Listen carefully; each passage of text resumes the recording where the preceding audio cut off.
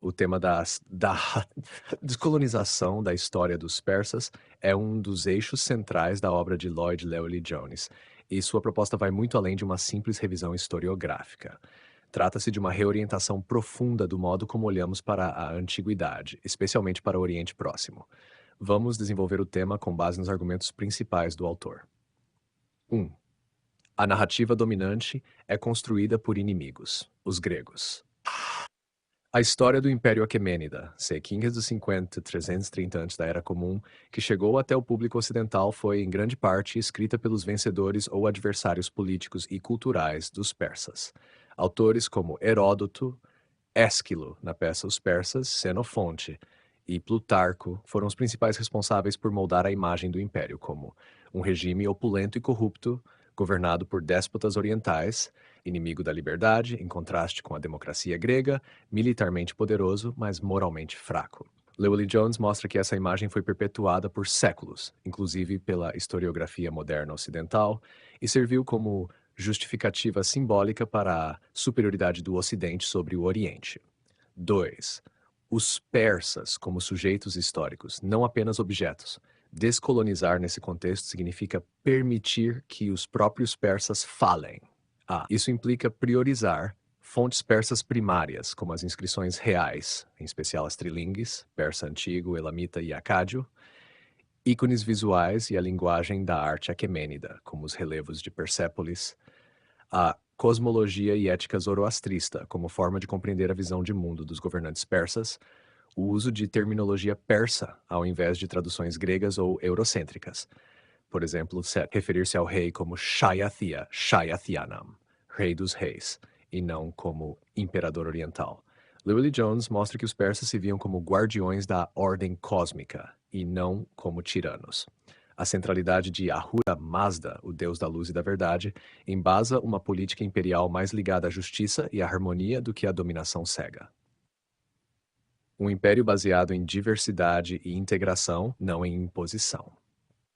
Enquanto a narrativa grega e depois europeia sugeriu que o Império Aquemênida era uma força monolítica, despótica e uniformizadora, Llewellyn Jones mostra que ele era profundamente plural e adaptativo. Os persas não destruíam as culturas conquistadas, mas frequentemente mantinham elites locais nos cargos de poder. Respeitavam os cultos religiosos tradicionais, como no caso dos judeus, autorizados a reconstruir o Templo de Jerusalém por Ciro. Usavam uma administração multilingue e multicultural, viam a si mesmos não como conquistadores bárbaros, mas como ordenadores do mundo. Essa abordagem contrasta diretamente com o imaginário colonial que apresenta o Oriente como estaticamente tirânico, sempre necessitando de libertação, seja por Alexandre, por Roma ou pelas potências coloniais modernas. 4. O projeto civilizacional persa como alternativo ao modelo grego-romano. Um ponto essencial de Llewellyn Jones é mostrar que o Império Persa não é um fracasso histórico, como foi muitas vezes tratado. Pelo contrário, ele oferece uma forma alternativa de civilização, menos centrada na cidade-estado e mais numa administração territorial integrada, menos voltada à competição política interna e mais à estabilidade duradoura. Fundada em princípios morais e cósmicos, a luta entre ordem e caos, e não apenas na racionalidade ou na dialética política. Nesse sentido, a história persa é um contraponto legítimo e rico ao paradigma greco-romano e não apenas seu pano de fundo exótico. 5. Implicações contemporâneas. Por fim, ao propor uma descolonização da narrativa, Llewellyn Jones sugere que repensar os persas é também repensar como o Ocidente se construiu como centro do mundo. A demonização dos persas, como depois a dos árabes, dos turcos, dos indianos, dos chineses, faz parte de uma longa tradição de construção do outro oriental, que sustentou ideologias imperialistas e colonialistas. Ao recuperar o ponto de vista persa, o autor se alinha a uma corrente historiográfica mais ampla, que inclui pensadores como Edward Said e historiadores como Joseph Wieshofer e Amélie Court, que também criticaram a hegemonia das fontes gregas na leitura da história do Oriente.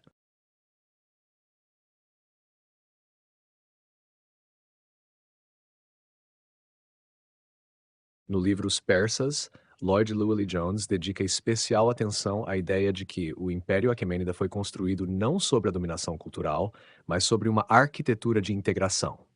Essa característica, frequentemente ignorada ou deformada pela historiografia clássica grega, revela um império que, mais do que conquistar territórios, soube governar pela adaptação, pela incorporação e pelo respeito à diversidade. Uma administração com ação consciente da diversidade. Desde a ascensão de Ciro o Grande, em meados do século VI antes da Era Comum, o império se expandiu para abranger dezenas de povos distintos, da Lídia ao Vale do Indo, da Babilônia ao Egito, da Média às regiões da Ásia Central. Em vez de suprimir os costumes locais, os aquemênidas adotaram uma prática de governança indireta, preservando elites, sistemas jurídicos e credos religiosos locais. Llewellyn-Jones mostra que isso não era mero pragmatismo, fazia parte de uma visão ideológica de mundo, em que o rei dos reis, Shai Theanum, exercia seu poder sobre o mundo ordenado, em que cada povo ocupava seu lugar natural, mantendo sua identidade, mas em harmonia sob domínio persa. A linguagem do império. Pluralidade como norma. O autor dá destaque à política linguística dos aquemênidas, que foi radicalmente diferente da política helenística posterior.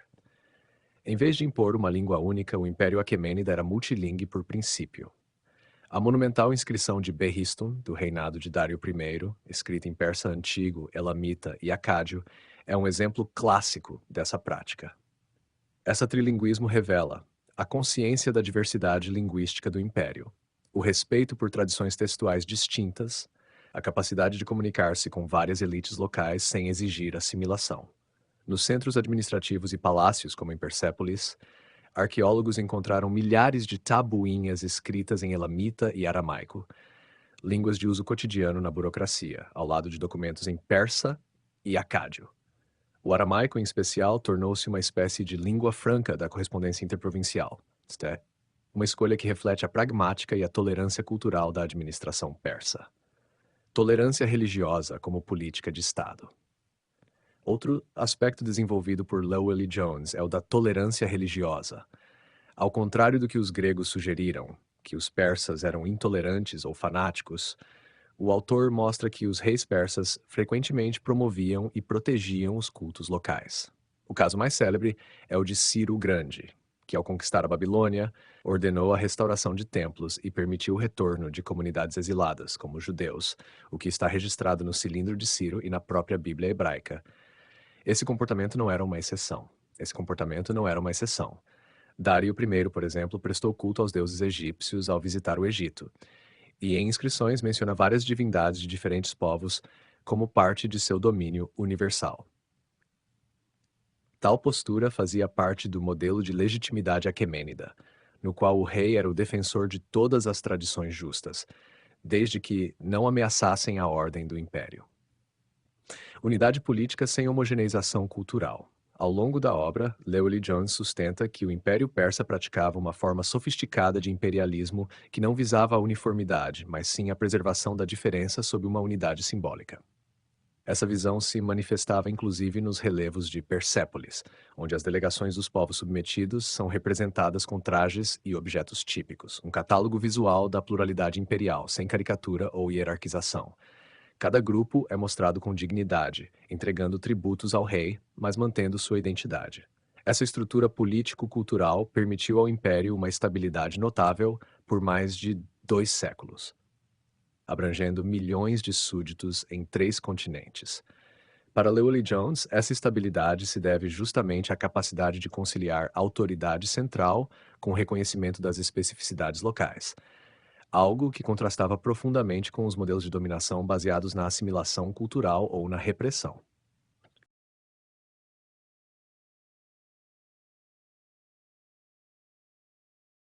No livro Os Persas, Lloyd Llewellyn-Jones dedica um espaço importante à análise da realeza aquemênida como uma performance sagrada, ou seja, como uma forma de poder que não era meramente política ou militar, mas profundamente ritualizada, simbólica e teologicamente legitimada. Essa concepção da realeza distingue o Império Persa dos seus contemporâneos e dos modelos gregos e romanos, nos quais a autoridade real era frequentemente contestada ou secularizada. Para os persas, ser rei era encarnar um papel sagrado no teatro cósmico da ordem universal. O rei como manifestação da ordem cósmica, a ideia de que o monarca persa representava a ordem divina, acha, contra as forças do caos, tem raízes na tradição zoroastrista, que influenciava o imaginário político e religioso do império. O rei era, nesse sistema, mais do que um governante humano. Ele era o garante da estabilidade do mundo, o defensor da justiça, da verdade e da harmonia cósmica. Essa legitimidade sagrada não era uma abstração teológica, mas uma realidade encenada e materializada em todos os aspectos da monarquia. Llewellyn-Jones demonstra que os aquemênidas viam o exercício do poder como uma função litúrgica, em que o soberano realizava atos simbólicos para manter a integridade do mundo. A política persa, portanto, era inseparável da cosmologia. Não havia um dualismo entre esfera pública e religiosa. Governar era, por definição, um ato de culto. O corpo do rei como símbolo. Na perspectiva apresentada por Llewellyn-Jones, o corpo do rei era cuidadosamente controlado e exibido como parte dessa performance sagrada. A iconografia imperial, por exemplo, os relevos de Persépolis, sempre o apresenta em postura solene, imóvel, majestosamente vestido, com adornos codificados, a coroa, o cetro, os braceletes reais, que o separam dos demais homens. A sua imagem era o eixo fixo do mundo. Ele não luta, não se agita, não fala. Ele é, e seu simples estar assegura a ordem. Esse distanciamento físico do rei, sua inacessibilidade e sua teatralização constante de dignidade compunham uma liturgia diária de poder. Toda a corte girava ao seu redor, como os planetas ao redor de um sol divino. O rei, nesse sentido, era o ponto imóvel que sustentava a totalidade do império. Não pela força, mas pela encenação permanente da autoridade. A corte como palco da sacralidade. A capital cerimonial de Persépolis é, segundo Llewellyn-Jones, um dos mais eloquentes testemunhos da natureza performática da realeza aquemênida.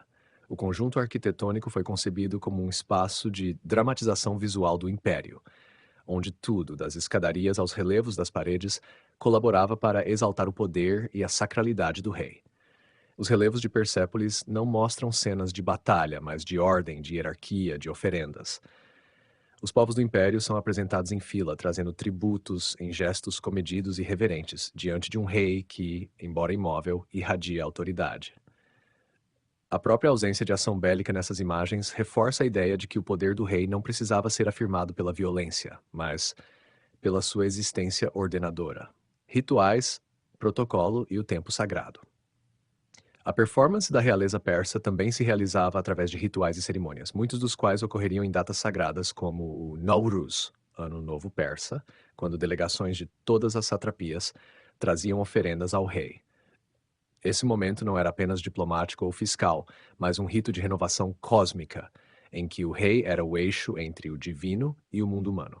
Llewellyn-Jones mostra que esses rituais não eram acessórios ao poder real, mas o próprio exercício desse poder. A administração, as campanhas militares, os decretos imperiais, tudo derivava da autoridade ritualizada do rei, que falava como representante de Ahura Mazda, e cuja palavra era, em última instância, a realização da verdade cósmica. A morte do rei e a continuidade do cosmos. Mesmo a morte do monarca não interrompia essa ordem. Os sucessores assumiam não apenas um trono, mas uma função cósmica. A transição de poder seguia ritos que asseguravam a continuidade da ordem divina no mundo. Não havia espaço para improvisação ou carisma individual. O rei era um ofício, uma função eterna assumida por diferentes corpos ao longo do tempo. Assim, a realeza aquemênida, segundo Llewellyn-Jones, não era apenas um sistema político. Era um sacerdócio cósmico, sustentado por imagens, palavras, silêncios, gestos e construções. Uma encenação sagrada que mantinha unido um império de povos diversos, todos orbitando em torno da majestade ritualizada do Rei dos Reis.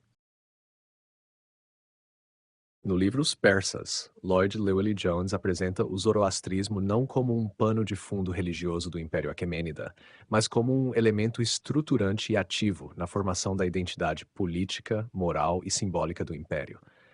Ele argumenta que a religião zoroastrista, ao menos em sua forma imperial, era o arcabouço espiritual que sustentava o poder real, a ideologia do Império e a própria concepção de mundo dos reis persas.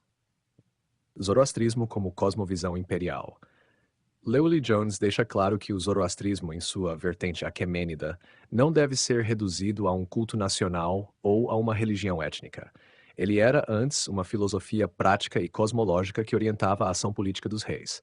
Os princípios fundamentais do zoroastrismo, especialmente a dualidade entre Asha, ordem, verdade, justiça, e Druj, caos, mentira, desordem, eram transpostos para o plano da política e da administração do império. Nesse sentido, o Rei dos Reis não era apenas um chefe de Estado, mas o agente humano da luta cósmica em favor da ordem. Ao promover a justiça, garantir a paz, respeitar os deuses locais, preservar a estabilidade nas províncias e reprimir rebeliões, o rei estava, aos olhos da ideologia imperial, colaborando diretamente com Ahura Mazda, o deus supremo do zoroastrismo. A invocação de Ahura Mazda nas inscrições reais. Um dos elementos centrais da argumentação de Llewellyn-Jones é o uso recorrente da invocação a Ahura Mazda nas inscrições reais.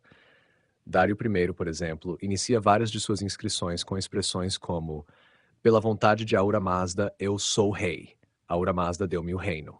Esse tipo de fórmula vai além da simples legitimação divina do poder, como se vê em outras culturas, por exemplo, o faraó como filho de Ra no Egito.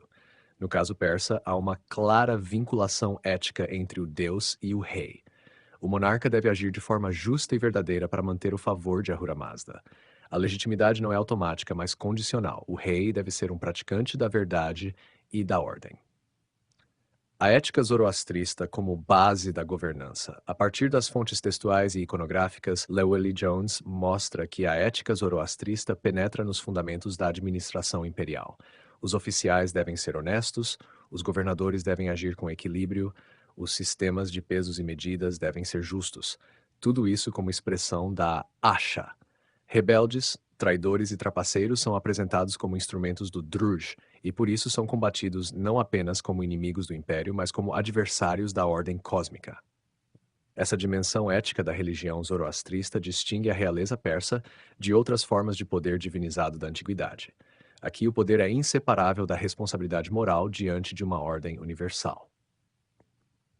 Religião sem templo, culto e presença invisível. Llewellyn-Jones também chama atenção para um dado intrigante: a relativa ausência de templos zoroastristas monumentais na arqueologia aquemênida, em contraste com as construções religiosas da Babilônia, do Egito ou da Grécia. Isso não indica a ausência de religiosidade, mas sim uma forma distinta de expressão do sagrado. O culto a Ahura Mazda era, em muitos aspectos, interiorizado e ético, voltado ao comportamento correto, ao respeito ao fogo, símbolo da verdade, e à prática da boa palavra, bom pensamento e boa ação. A religião era praticada no cotidiano, na conduta, no rito privado e no ato político correto. Assim, a presença de Ahura Mazda no império era ao mesmo tempo total e discreta, como um espírito ordenador que perpassava o império sem precisar ser monumentalizado fisicamente. Pluralidade religiosa sob uma moldura zoroastrista. Por mais que a religião oficial do império fosse o zoroastrismo, os aquemênidas não impuseram essa fé aos povos conquistados. Llewellyn-Jones destaca que havia uma distinção clara entre a religião pessoal do rei e a política de tolerância imperial. Isso permitia que egípcios continuassem a cultuar seus que babilônios mantivessem seus rituais astrológicos e que judeus reconstruíssem seu templo em Jerusalém. Contudo, mesmo nessa pluralidade, o zoroastrismo oferecia a linguagem simbólica superior do império. A distinção entre verdade e mentira, ordem e desordem, era transposta para os outros povos como parte do discurso político e moral do centro imperial. Dessa forma, sem converter ninguém formalmente, o Império Aquemênida espalhava os valores zoroastristas como ideologia da realeza universal. Uma religião de paz e continuidade. Por fim, Llewellyn-Jones argumenta que a longevidade e estabilidade do Império Aquemênida ao longo de 2 séculos só podem ser plenamente compreendidas se considerarmos a centralidade da religião zoroastrista como eixo da política, da ética e da visão de mundo dos reis persas. Ela fornecia não apenas uma explicação teológica para o poder, mas um modelo concreto de conduta, uma maneira de viver e governar o mundo como um todo, em comunhão com o divino e em oposição ao caos.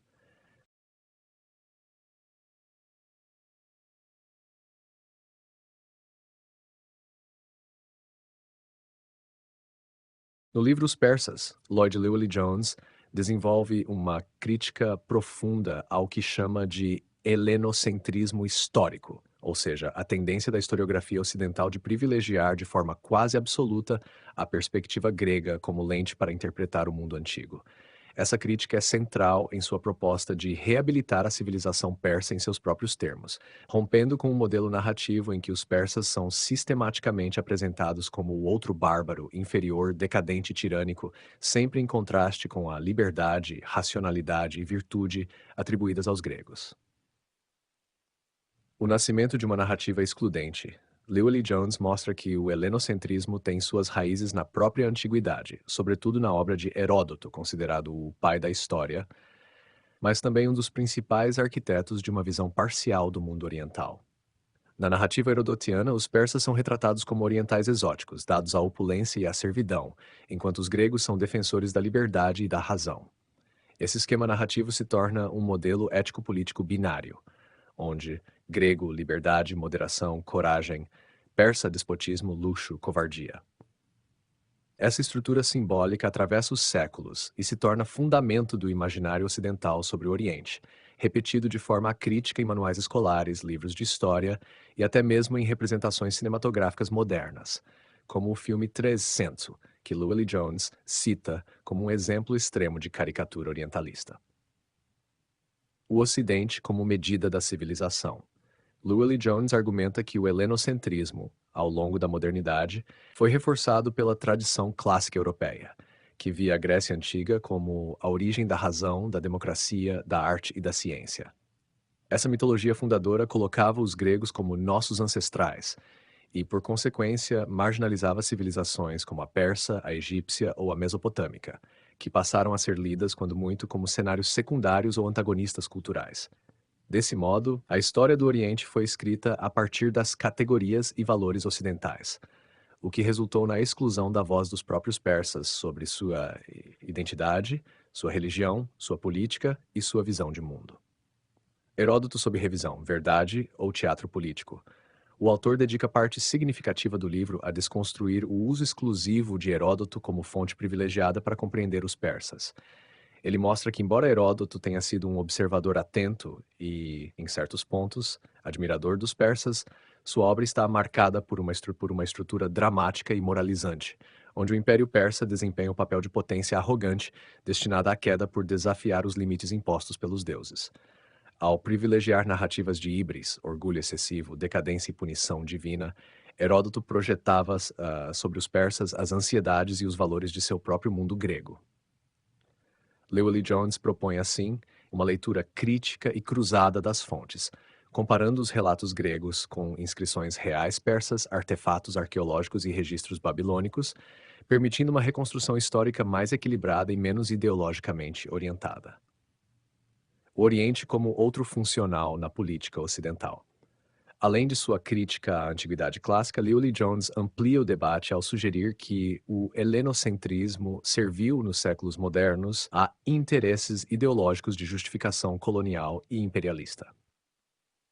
O esquema grego-persa foi replicado em discursos europeus sobre o Oriente Médio, a Índia e outras regiões asiáticas, criando a imagem de um Oriente sempre estático, místico, tirânico e atrasado, um outro funcional necessário para afirmar a superioridade moral e civilizatória do Ocidente. Essa leitura é próxima da crítica desenvolvida por Edward Said em Orientalismo, e Llewellyn-Jones faz uso dessa linha teórica para mostrar como a história antiga, longe de ser neutra, é um terreno de disputa simbólica e política, onde narrativas são construídas e transmitidas com intencionalidade cultural. Rumo a uma história pós-helenocêntrica. A proposta de Llewellyn-Jones é, portanto, não apenas corrigir injustiças historiográficas, mas pode abrir caminho para uma história do mundo antigo que não tenha como eixo obrigatório a experiência grega.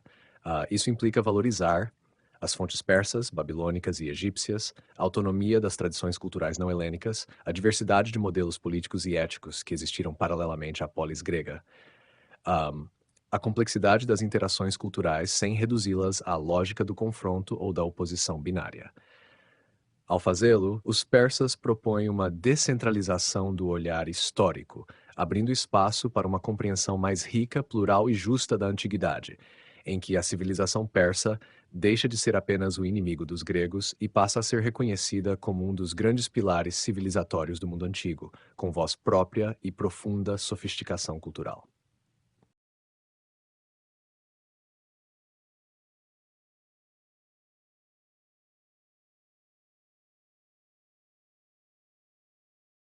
No livro Os Persas, Lloyd Llewellyn Jones destaca de forma incisiva o papel da cultura visual como um dos pilares centrais da identidade do Império Aquemênida. Para ele, os persas construíram uma linguagem visual própria, distinta tanto da tradição mesopotâmica quanto da grega, que funcionava como um sistema simbólico e político destinado a comunicar e consolidar o poder imperial. Essa cultura visual não era decorativa nem acessória. Ela era o próprio meio pelo qual o império se via e se fazia ver, tanto para os seus súditos quanto para o mundo exterior. A arte persa como linguagem política e cosmológica, Llewellyn Jones argumenta que os Aquemênidas desenvolveram um vocabulário estético que articulava ideologia, religião, autoridade e identidade cultural. Essa arte imperial, sobretudo na escultura em relevo, na arquitetura palaciana e na organização do espaço cerimonial, não buscava o naturalismo nem a expressão individual. Em vez disso, ela apresentava um mundo estável, hierárquico ordenado, uma representação visual da Asha, a ordem cósmica do zoroastrismo, sustentada pelo rei. Os relevos de Persépolis são o exemplo mais emblemático. Neles, diferentes povos do império são retratados com trajes típicos, conduzindo tributos ao rei em longas procissões. A iconografia transmite uma mensagem clara. O império é vasto, plural e pacificado. Todos os povos vivem em harmonia sob a autoridade do monarca, que está no centro de uma ordem que não é apenas política, mas também sagrada.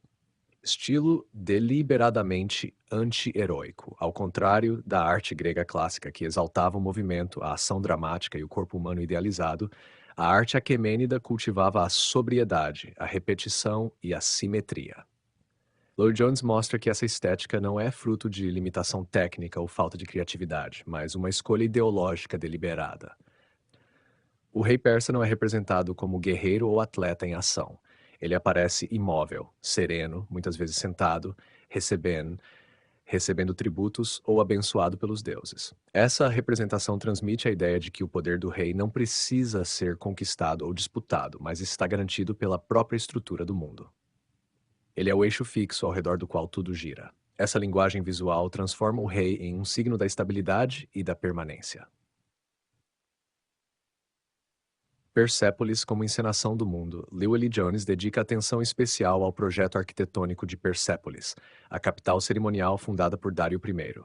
Para ele, a cidade não era apenas um centro administrativo ou residencial, mas um teatro simbólico do império, cuidadosamente projetado para encenar a glória e a ordem aquemênidas. Os terraços elevados, portais monumentais, as escadarias decoradas com relevos processionais e as colunas gigantescas não tinham função meramente prática. Eles eram dispositivos de espetáculo, destinados a impressionar e disciplinar o olhar. Os embaixadores estrangeiros e os súditos das satrapias, ao entrarem na cidade, passavam por um caminho visual coreografado que os conduzia à presença do rei e ao reconhecimento de sua autoridade sagrada. Iconografia da diversidade e da obediência. Nos relevos de Apadana, o salão de audiência, vemos delegações de diversos povos, medos, elamitas, lídios, egípcios, citas, indianos, trazendo presentes ao rei. Cada povo é representado com características específicas, vestes, objetos, armas, animais exóticos. Contudo, todos estão organizados de forma ordenada, sem conflito ou superioridade entre eles. Para Llewellyn Jones, essa iconografia visualiza a visão aquemênida de um império ideal, plural, mas hierarquicamente organizado, com todos os povos reconhecendo a autoridade do Rei dos Reis. Trata-se de uma cosmopolítica visual, que articula diferença cultural e unidade imperial. A ausência da violência como mensagem de domínio. Outro aspecto notável apontado por Llewellyn Jones é que, ao contrário das representações assírias ou egípcias, a arte persa não glorifica a violência. Não há cenas de decapitação de inimigos, pilhagens ou massacres. O persa é representado como pacífico, legítimo, aceito naturalmente pelos povos. Essa opção estética e ideológica projeta uma imagem de império sem necessidade de coerção brutal, sustentado pelo consenso e pela benevolência do soberano, Mesmo quando há representações de guardas ou leões, elas transmitem vigilância e majestade, não crueldade. O poder se exerce sem ostentação da força, pois já está sacralizado e internalizado na ordem do mundo. Um sistema visual que molda a realidade. Em suma, a cultura visual imperial dos persas, conforme analisada por Llewellyn-Jones, não é apenas um reflexo do poder, mas uma tecnologia do poder. Ela molda percepções, organiza o espaço, disciplina o olhar e encena a cosmologia do império. Não é arte para contemplação estética. É arte como um instrumento de dominação simbólica e ordenação do real. Essa estética do poder é o que confere ao Império Aquemênida sua identidade visual duradoura, ainda reconhecível mesmo após sua queda nas mãos de Alexandre. E é através dessa linguagem visual própria, não derivada da Grécia, mas enraizada em tradições iranianas e mesopotâmicas, que os persas afirmaram diante do mundo sua concepção de realeza, universalidade e sacralidade.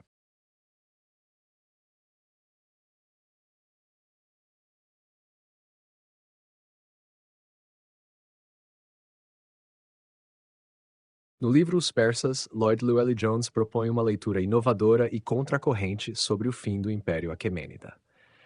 Em vez de adotar a visão tradicional difundida desde os relatos clássicos, sobretudo os de Arriano e outros historiadores gregos, de que a queda do império teria sido um colapso abrupto, fruto da decadência oriental e da superioridade militar e moral de Alexandre o Grande, Llewellyn-Jones interpreta o declínio persa como um processo de transição complexa, de continuidade cultural e institucional. O mito da queda repentina. A narrativa helenocêntrica usual retrata o fim do Império Persa como uma derrota catastrófica, personificada na figura de Alexandre como um herói civilizador e Dário III como símbolo da fraqueza oriental. Llewellyn-Jones desmonta essa leitura com base em evidências arqueológicas, administrativas e culturais que indicam que, apesar das vitórias militares macedônicas, o aparato persa não foi simplesmente destruído, mas em boa parte absorvido e continuado pelos sucessores helenísticos.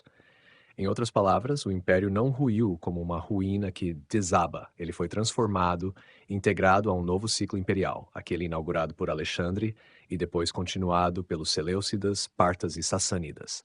A continuidade das estruturas imperiais, Llewellyn-Jones demonstra que muitos dos elementos centrais do modelo aquemênida permaneceram ativos após a conquista macedônica.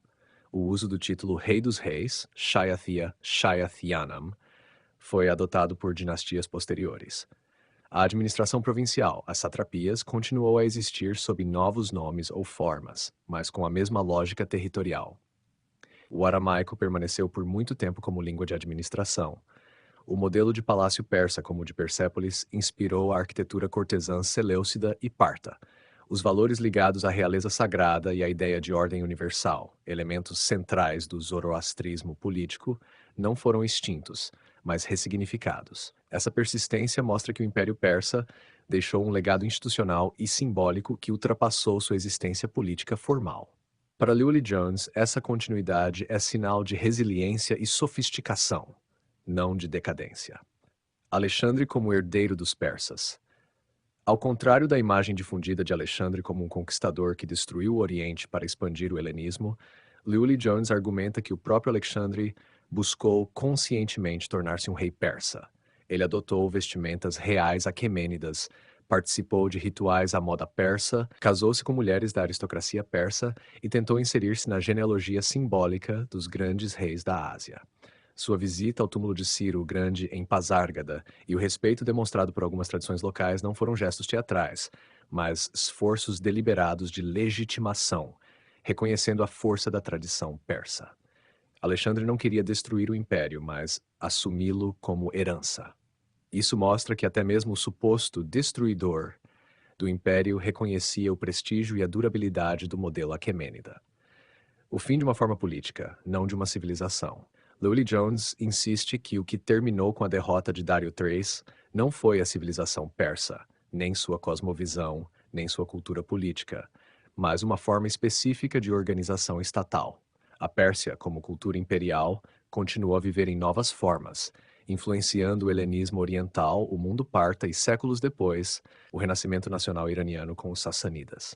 Inclusive a cultura visual aquemênida, o culto à realeza sagrada e o simbolismo cosmológico do poder reaparecem transformados nos palácios sassânidas de Ctesifonte e nas práticas régias do Irã tardio. A Pérsia deixou de ser um império para tornar-se uma tradição imperial duradoura, absorvida, reinterpretada e reatualizada ao longo dos séculos. Revisão do conceito de queda, Llewellyn-Jones, portanto, propõe uma revisão do próprio conceito de queda. Ele mostra que o uso desse termo muitas vezes carrega um juízo moral e eurocêntrico, herdado da literatura clássica e do romantismo europeu. O Império Aquemênida não caiu por falhas internas, vícios orientais ou inércia política, como tantos afirmaram. Ele foi vencido militarmente por um exército formidável, mas seu projeto civilizacional sobreviveu e se metamorfoseou. Ao compreender o declínio como transição e não como ruína, o autor devolve à civilização persa sua dignidade histórica e sua continuidade profunda, libertando-a da caricatura do império decadente, vencido por um salvador ocidental. Trata-se de uma mudança de paradigma que nos permite enxergar essas como protagonistas históricos, cuja herança se estende muito além de seu tempo político imediato.